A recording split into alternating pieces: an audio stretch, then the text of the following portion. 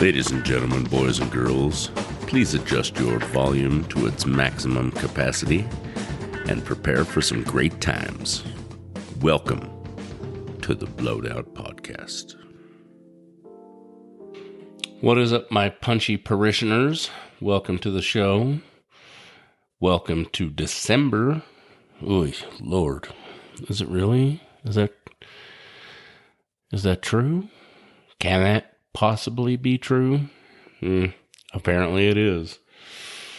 Anyhow, I am flying solo for this episode. Just coming to you live. Well, not live, but you know what I mean.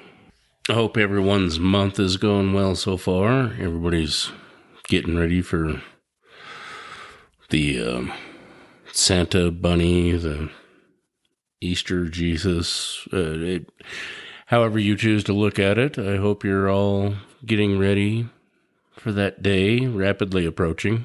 I mean, just under 2 weeks away. My God. Time flies when we're having fun, right?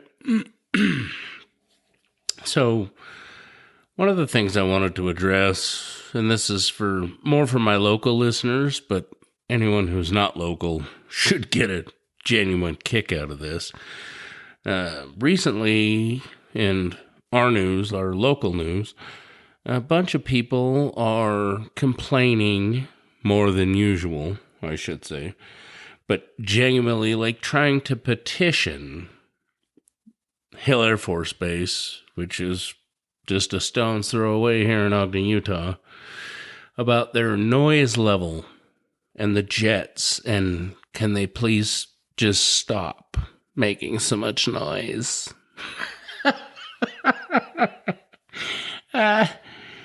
As almost a lifelong resident here, you can't make this shit up. You just can't. And anybody who's from here or has lived here for any period of time will just laugh at this. This is clearly started or being perpetuated by outsiders who have recently moved here. Possibly. We'll keep those comments to ourselves for the most part, except if you are moving here to flee from your... Lord, yeah, again, I gotta watch my tongue.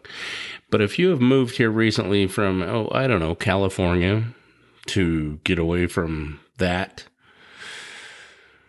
circus of a state, that's fine. I'm not gonna lie and say that I want to give you a hug. However, that's fine, But what unfortunately you've done is drive our housing market so far through the roof that normal folk just can't even afford to get along anymore. Part of that, I'll come back to that. But for those of you who apparently have just moved here or lived here for some period of time, who don't fully understand what it means to live in a location that is predominantly funded from the local base, I'm not entirely certain how to say this.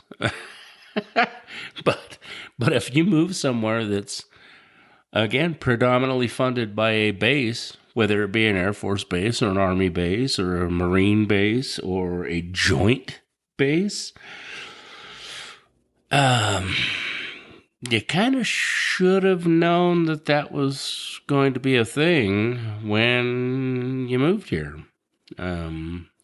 So you guys that know me or regular listeners of the show, you guys know that I love Ogden. I've lived here the majority of my life. Was born here. Again, lived here for 45 of my old, almost 48 years. Possibly even a little less than 45, maybe 44 of my almost 48 years. But we all grew up with it. We all knew that that was just a thing.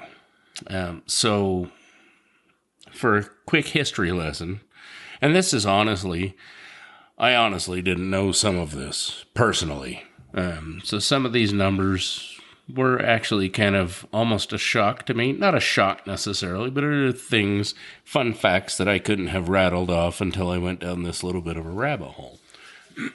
So, Ogden, Utah, was incorporated in 1851 and was actually the third city to become incorporated west of the Mississippi, next to Salt Lake and San Francisco. So that's kind of a fun fact. It was nicknamed Junction City in 1874 after, a very important thing called the railroad happened to end up here. So Ogden's kind of been a big deal since, we'll call it about 1874, 1875, because of the railroad. 25th Street, for all my locals, obviously was a huge deal. But Hill Field, aka Hill Air Force Base, officially opened on November 7th, 1940. Okay. So, for some quick math, that's 83 years and a month that Hill Field has been open, or Hill Air Force Base. As of 1943, it had 22,000 employees, both civilian and military. So for all the people who are crying about the jet noise and the airplanes that just fly over all day, every day, they kind of been doing that, since about 1943. Long before probably you were born, because I assume that all the people complaining are boomers at best, most likely millennials.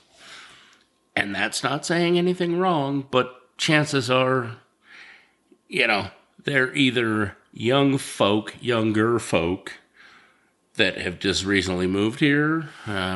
However, if you have family that's lived here for very long, i.e. 50 plus years, it's kind of a thing, and it's not going anywhere. So another fun fact that a lot of people don't realize, and I know this because of working on military aircraft for a very long time. What a lot of people don't realize is they're not just flying just because. Like, they're not... The jets that fly around this area, the Wasatch Front, they're not just doing it, obviously, just to annoy you, first of all. Second of all, they're not just doing it because they can.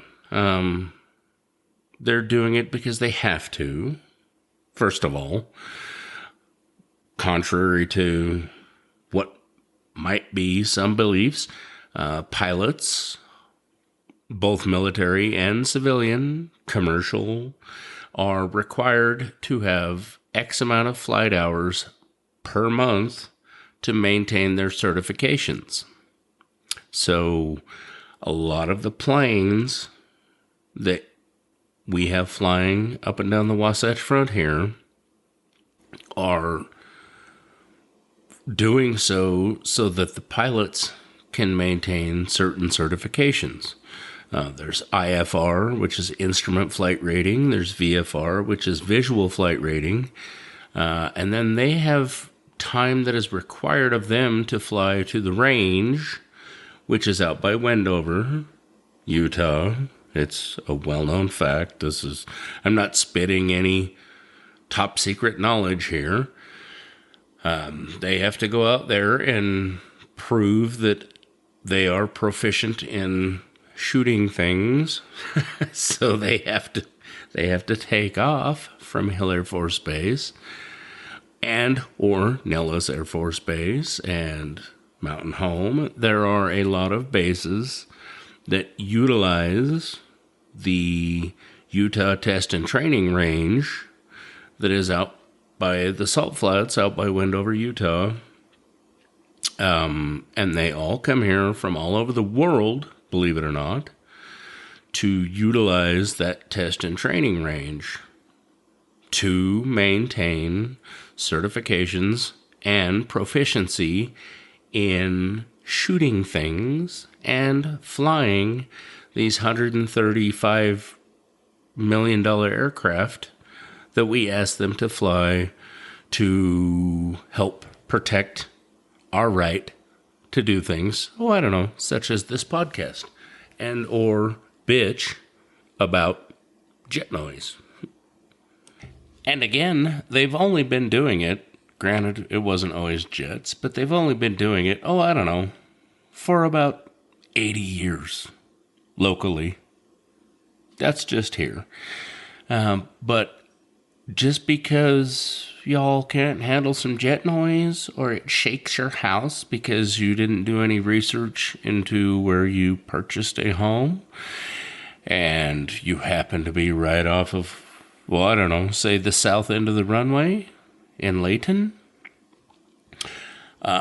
they're certainly not going to stop because it wakes your baby up, or they're not going to stop because it's super loud and you don't appreciate it.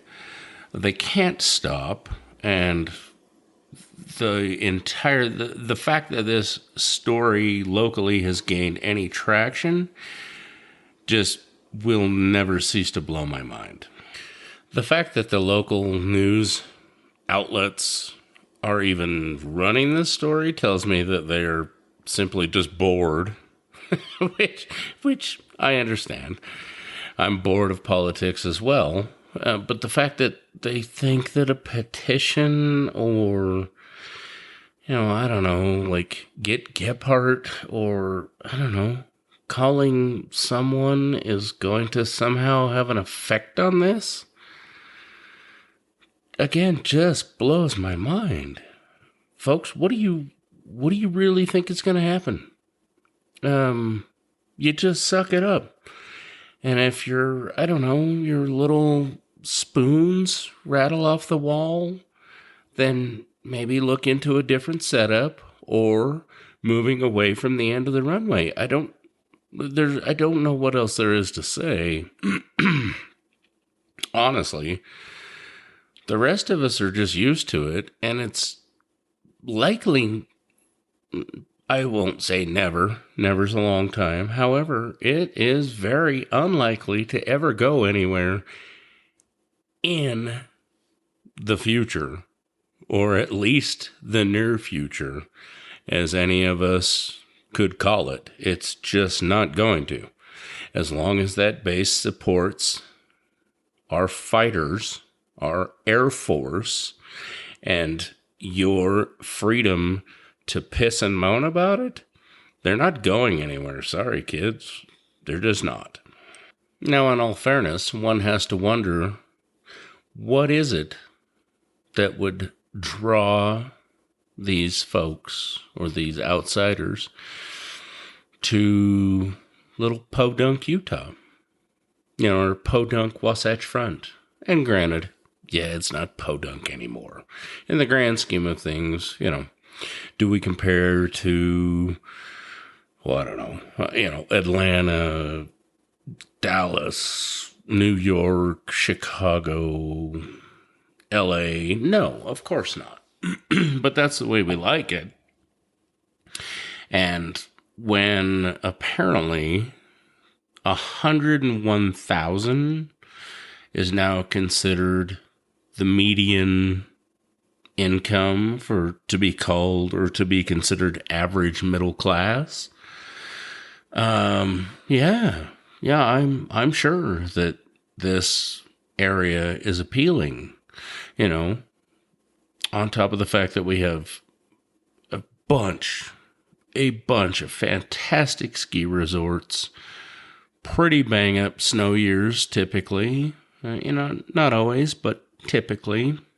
And we have a lot of companies here now, a lot of big companies. We have Amazon in quite a lot of the Wasatch Front, distribution centers, eBay, Adobe, I believe. I always want to say Oracle. Well, we probably have them too, but there is a portion of the Wasatch Front that is considered or is being considered, the new Silicon Slopes, as they call it, I believe, which is great. I'm not against tech. I'm not against big companies moving here. Unfortunately, I am kind of against whiny people. We'll just leave it at that. Whiny folks moving in from out of state, driving our housing through the roof, overcrowding our infrastructure. Unfortunately, they just can't handle it. For all these big companies. It's a double-edged sword. Now, what I mean by that is that, I'm not against anyone moving in and our infrastructure growing. Do I like Ogden just the way it is? Absolutely. But I know it can't stay that way forever. So I'm not ignorant to the fact that we just can't stay in 1972 forever. I understand that. However, the state really needs to jump on board with moving infrastructure along, not at the snail's pace that they are, because they are, in fact, moving infrastructure along. We get at least 60 or 70 feet of new highway, I would say a year. It's a shit show. Oh, I think you guys, anybody from Utah will understand that. But again, if you want to move things along at a better pace, if you want to start to have some subsidies for those of us who don't make, between 150 and 250,000 a year is the upper middle class now, apparently. So 101,000 is the average middle class, which that's fair, I think. I mean, it's high. Well, for us here in this local area, that's high for a single family or a single income family. That's super high. If you've got a handful of kids and your wife stays at home because childcare is ridiculously expensive, obscenely expensive. Let me rephrase that. So you are the single breadwinner. 101,000 is not average anywhere here. It's just not. I wish it was. I certainly wish it was. I would love to be average if that was the case, but 6 figures for a single household income or a single income household, sorry, said it backwards, is absolutely not average for this area. Now, granted, I understand that, yes, there are quite a few people in the area that make 6 figures. I understand that. But again, we're talking average. I would dare say the average income for the area, single income household, is probably more like 60. I would even dare guess And again, I'm just guessing, but I would dare guess that 60 is pretty good for, for the area. And I don't know how these things are calculated.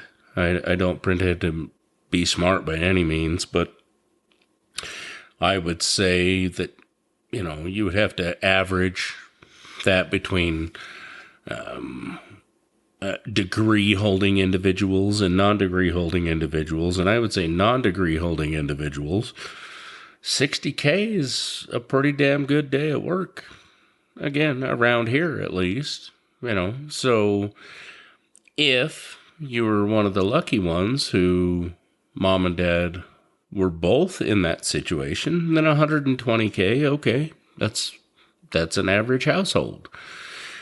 However, that's not necessarily the case around these parts, and I hate to say that. It makes us sound like we're in a holler or something, and Pappy's out moonshining, and that's not the case. However, unless you're in tech, IT or some sort of related field, or have a degree, that's simply just the case. And I'm certain it is, across much of the country. I know it is. I've been all around the country, fixing airplanes for Uncle Sugar at one time. I've seen a lot of places that look just like Ogden, shy of these beautiful mountains, of course, but, I've been to places in the Carolinas or Arkansas or New Orleans, or, I've been a lot of places where 60 grand is a good day. And unfortunately, it's just not enough. And at some point, big government is going to have to realize that and, again, put some sort of caps or subsidies in place. Wouldn't it be much easier to, I don't know, figure out some sort of a cap structure to minimize poverty in a lot of these areas? I don't know. Obviously, I don't have the answers. And some of the answers that people have had honestly scare me. Universal basic income is one. The World Economic Forum terrifies me. Universal basic income is a scary thing. And I know a lot of people may or may not agree with me. But in the grand scheme of things, that is a terrifying thing. And the World Economic Forum is absolutely terrifying.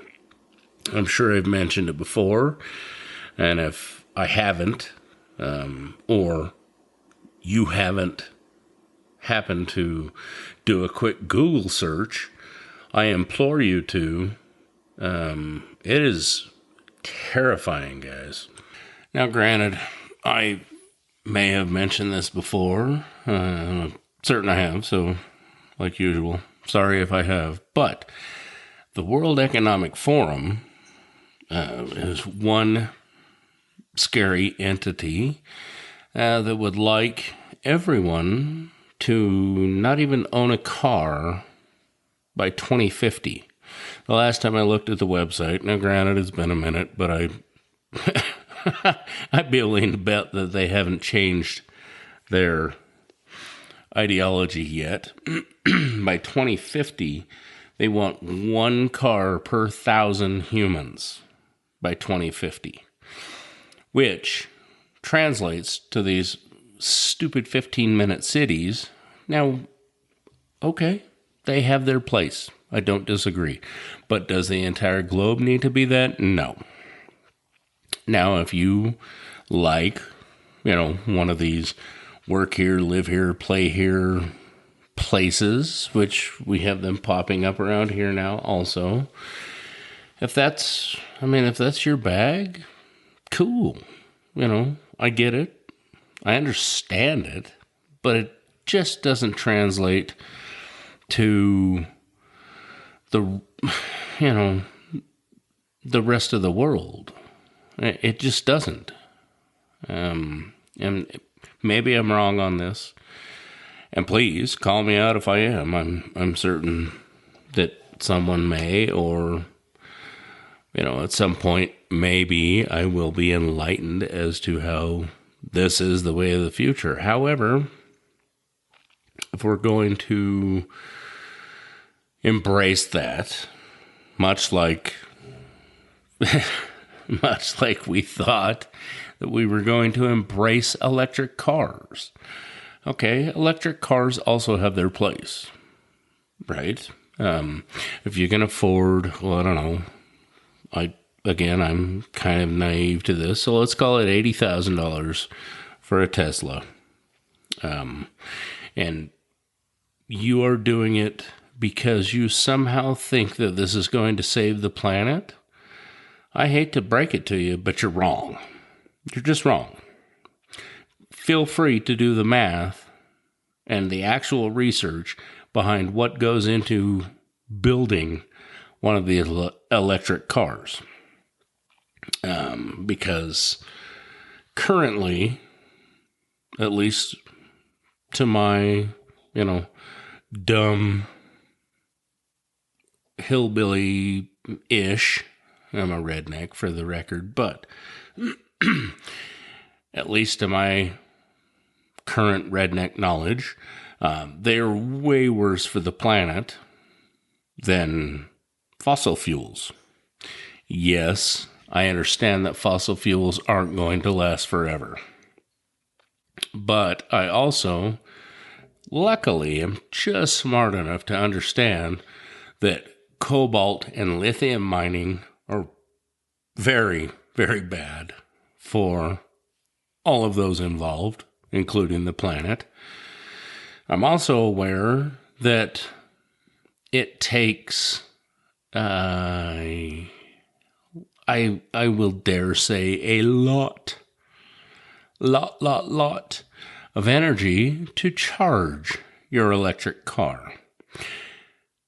Cool, unless you understand that the power that you're charging your electrical car with is fossil fuel powered. Hence the reason that in, California, for instance, the armpit of North America, we'll go ahead and say, in my opinion, hence the reason you cannot charge your car and run your air conditioning simultaneously, because the fossil fuel powered grid cannot support it. And if you think I'm making this up, do some homework. It is absolutely unsustainable, and anyone who thinks otherwise needs to really go down the rabbit hole, because you're just trusting what they, big air quotes, they are telling you. They are telling you that it's building back better, or the new green initiative, or whatever. The green initiative does not exist without fossil fuels, or solar, or nuclear, or hydro, rather. It just doesn't. And for places like California that rely on surrounding states to provide their hydro-powered electricity, that's fine as long as there's water upstream to provide said hydro. Yes, there are giant solar farms and giant wind farms, but they're not enough, as evidenced by the rolling blackouts, or the fact that they tell you that you can either charge your car or air condition your house, but not both. Come on, guys, it's really not rocket science. They make it sound like it because they don't want you to go down the rabbit hole. They don't want you to look into these things for yourselves. They want you to just trust what they tell you. And it is not what they are selling. It's just not. Look it up. Do your own homework. I implore you. And again, if I'm wrong, someone please tell me. But an educated person would not come at me sideways, educated on the actual, science behind it, not just, hey, I listen to, my government and I do everything they say. I'm going to go ahead and go out on a limb and say that probably no one listening to this show just goes ahead and agrees with everything Big Brother is telling them. And if you do, I don't fault you. Typically we were raised to believe that the government is here for us. The government is here to help us. I, again, implore you to do your own homework and then hit me up and see how the conversation goes. And again, I'm not talking about listening to, your town hall meeting or what your governor says or what Washington is telling you. Do your own research, please. I think you'll be really, really taken aback at what you find. Now look, you guys know that I will always, I never try and impose my thoughts or belief on you guys. You're all welcome to make your own decisions. And I appreciate each and every one of you for the support of the show, but I'm not going to try and sway you one way or another.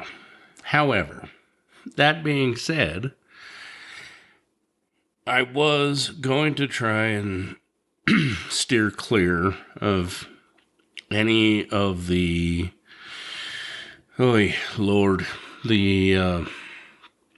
dealings going on in the Middle East and or Ukraine or any of the places that,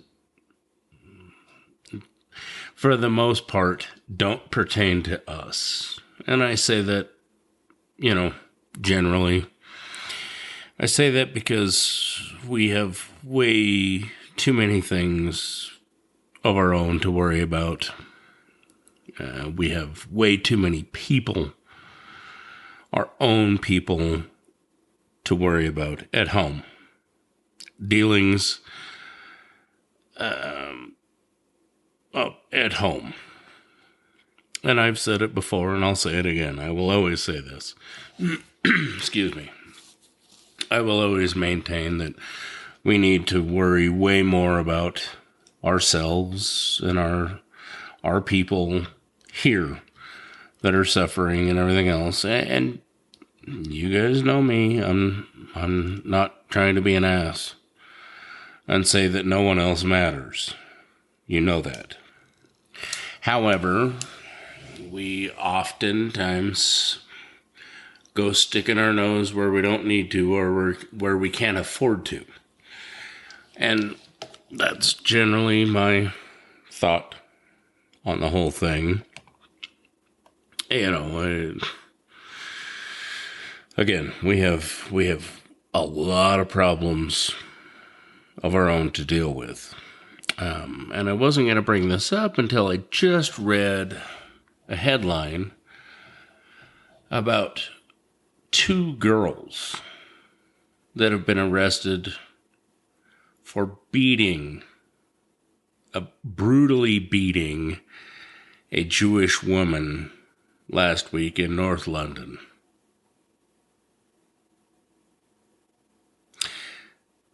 A 13 and 14-year-old girls, 13 and 14 years of age, have been arrested for brutally beating an Orthodox Jewish woman.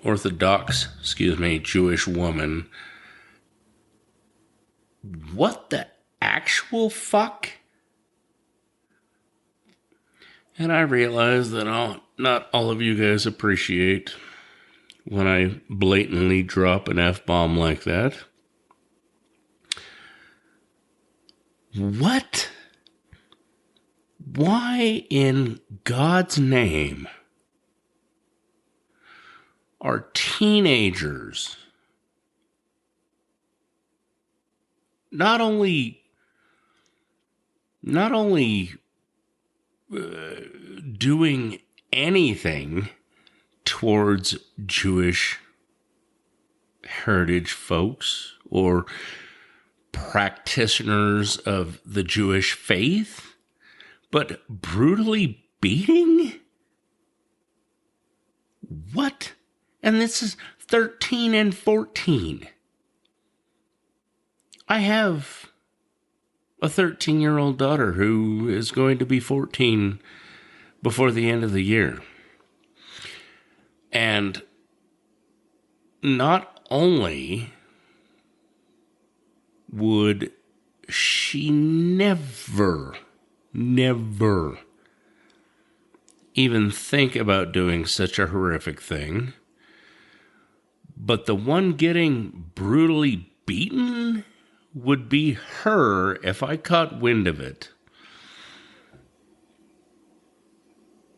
Oh my God, guys. What? Like, what the actual... What world are we living in right now, folks? Honestly, what world are we living in?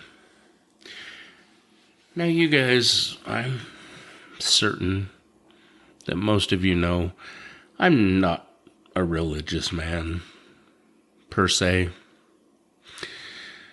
I may or may not even be a faithful.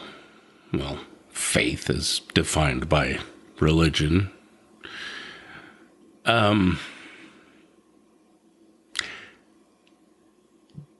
But I like to think that I'm a decent human being, for the love of God. What planet are we living on that, and I assume these were some, I don't know, pro-Palestinian folks? I don't know. But on what damn planet is it okay? And I realize that over the time of recorded history, that we haven't always been good to one another. I understand that. But it is 2023. You know, for a 13 and 14-year-old to behave this way is taught. It is absolutely taught behavior. Because what does a 13-year-old know about hating Jews? What does a 13-year-old know about hating blacks or Hispanics or Asians? I joke a lot. You guys know that. I make a lot of jokes. Sarcasm is my language. And I realize I make a lot of off-color jokes. But they're just that. They're just jokes. I don't hate anyone other than people who have no business being on the freeway, not knowing what planet they're on, driving 55, weaving in and out of their lane. Other than that, I don't hate anyone, for the love of God. That's just obscene. I don't hate anyone. Yes, I make jokes, and yes, I sound like a racist asshole, but it's just jokes. I don't hate anyone. I don't think that I'm better than anyone, except those drivers on the freeway. But my God, we're literally beating people. We have teenagers beating people because they're Jewish? Teenagers. Teenagers who, again, were taught this horse shit by their piece of shit parents. Yes, there you go. I said it. There really isn't any other way to put it. I make a lot of terrible jokes. I understand that.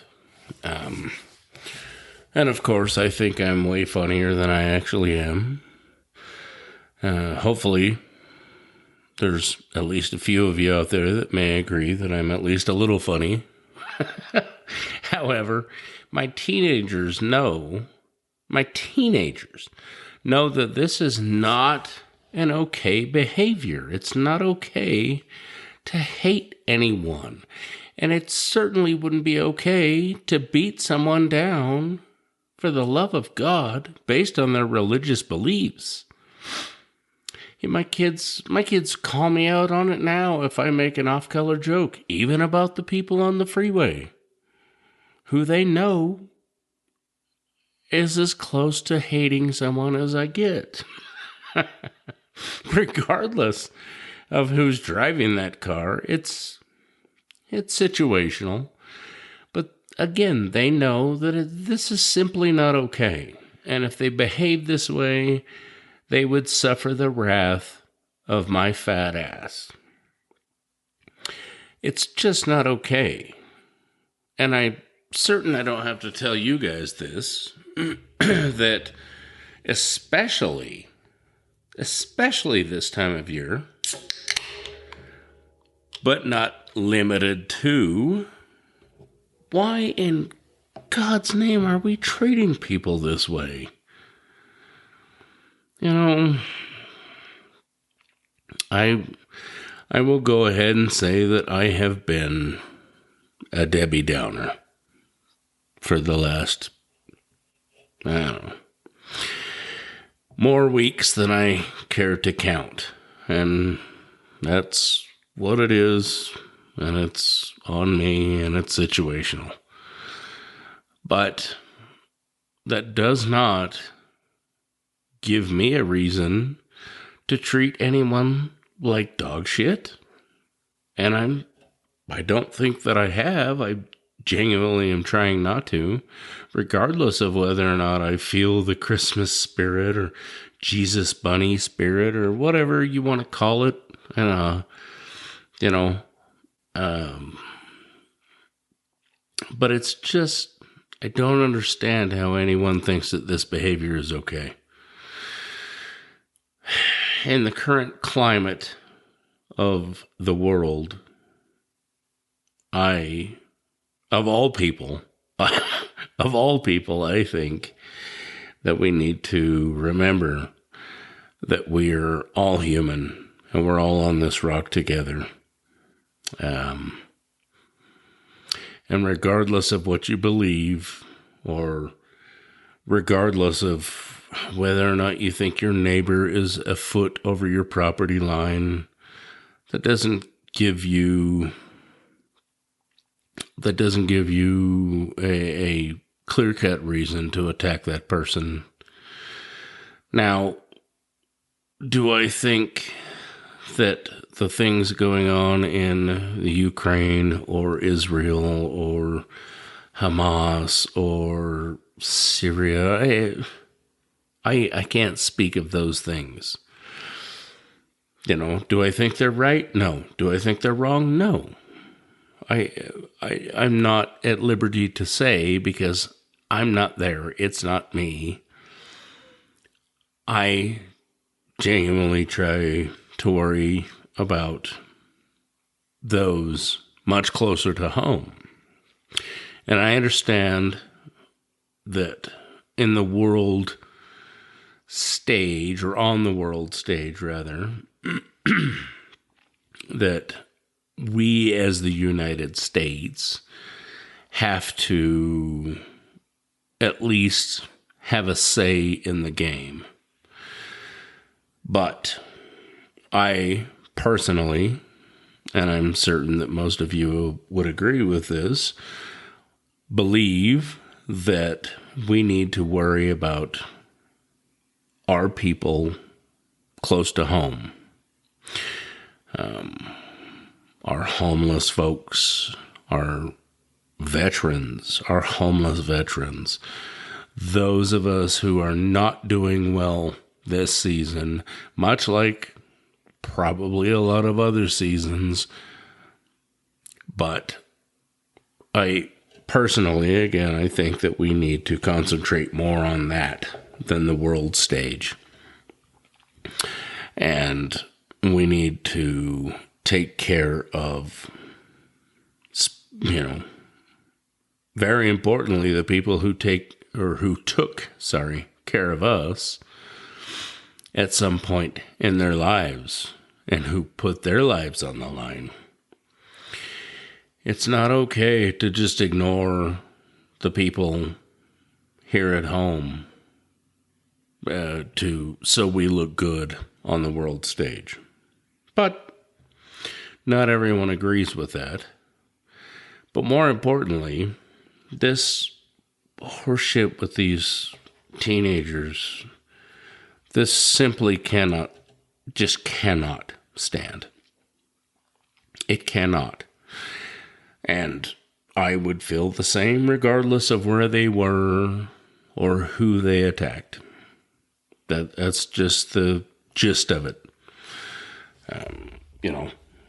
Yes, I make terrible jokes, and I hope that everybody finds them funny. But no, not everyone does. But we can simply not stand for this type of behavior within our communities. We just can't. And as again, this time of year, we need to focus our efforts on those who are, in the cold, hungry, who need our help. And yes, I know there are people globally that fall into that category, but until we take care of the ones here within our own, within our own borders, then we shouldn't be concentrating on others. And that's just one fat man's opinion, but I guess what I was driving at is I hope everyone at least takes a minute to think about those who they love, those who they can help close to home. Be good to one another. Not necessarily only because it's this time of year, but especially because it's this time of year. So be good to one another. Maybe give that slow car on the freeway a free pass because it's snowy or icy. Not everybody is fearless of going 90 down the freeway when it's snowy, like some of us. But again, be good to one another.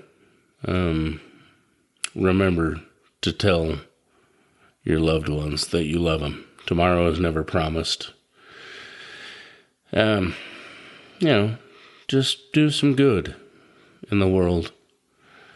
Unfortunately, we have had to forego our efforts this year to do a little good in the community.